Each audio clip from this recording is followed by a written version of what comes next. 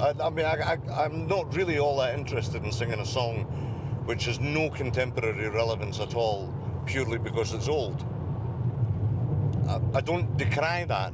I see a place for it, but it's not what I do, and it's not where my interest lies. I'm not an antiquarian.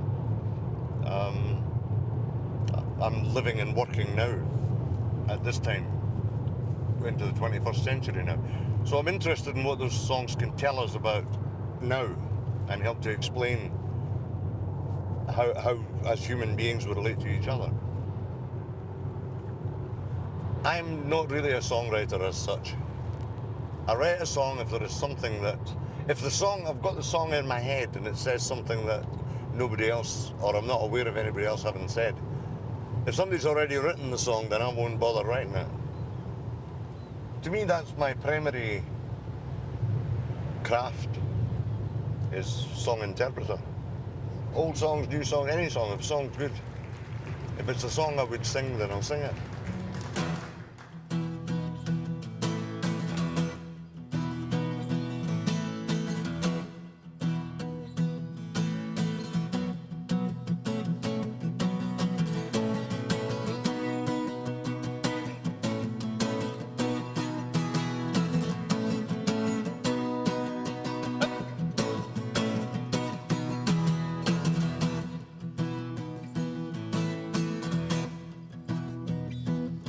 I was listening to the news the other day. Heard a fat politician who had the nerve to say he was proud to be Scottish, by the way, with the glories of our past to remember. Here's to us was like us, listen to the cry, no surrender to the truth, and here's the reason why. The power and the glories, just another bloody lie used to keep us all in line. For there's no gods and there's precious few heroes, but there's plenty on the dole in the land of the leal. And it's time now to sweep the future clear of the lies of a past that we know is never real. So farewell to the heather and the glen. They cleared us off once and they do it all again. Or they still prepare sheep to thinking men. But men who think like sheep are even better. There's nothing much to choose between the old laird and the new. They still don't give a damn for the likes of me and you. Just mind you pay your rent to the factor when it's due. Mind your bloody manners when you pay. For there's no gods and there's precious few heroes, but there's plenty on the dole in the land of the leal. And it's time now to sweep the future clear of the lies of a past that we know is never real.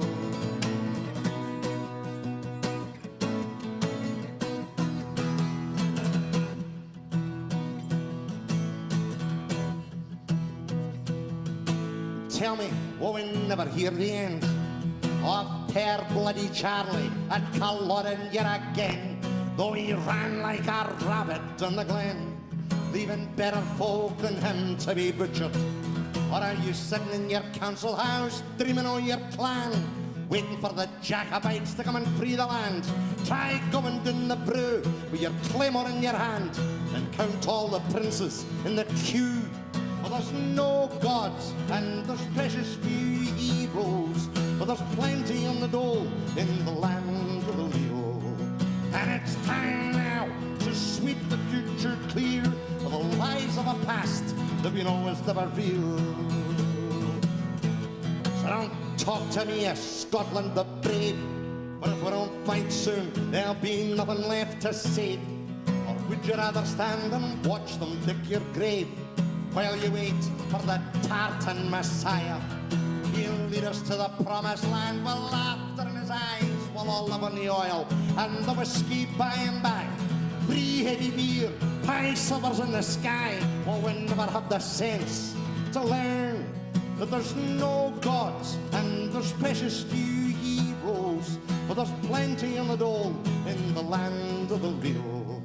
And I'm damn sure that there's plenty to live in fear for the day we stand together with our shoulders at the wheel. And there's no gods.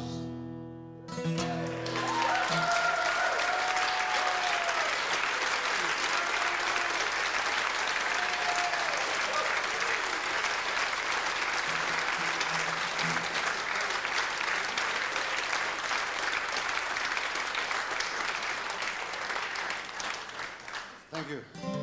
I wish I'd written that, but I didn't. Written by Brian McNeill. And as I say, I think it's the subtlety that gets me.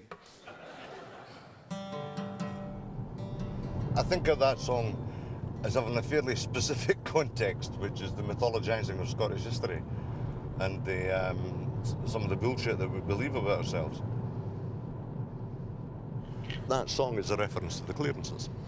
It was a combination of the English aristocracy and the Scottish aristocracy and the new bourgeoisie who inflicted this upon the Highlands of Scotland and just literally burned people out of their houses and burned out the glens.